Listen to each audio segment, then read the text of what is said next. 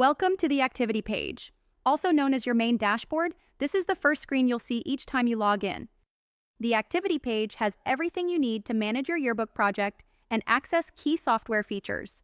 Use the links at the top to jump directly into your specific task or the navigation bar on the left to move between pages.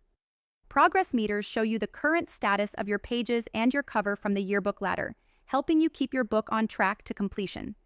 And to the right, the yearbook info box highlights important details like due dates, time remaining, book specifications, and order quantities. Below and to the left, the coverage report shows candid and portrait use per student using our safe face matching technology. You can sort to see who appears most or least in the book, then make adjustments.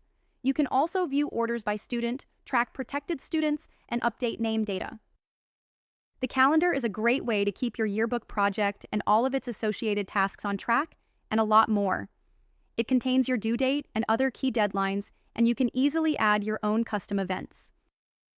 Be sure to check the message box at the bottom right of the page for important updates, reminders, and announcements. Advisors can click the pencil edit button to post a new message at any time. The activity log at the bottom left tracks and displays all changes on the yearbook ladder.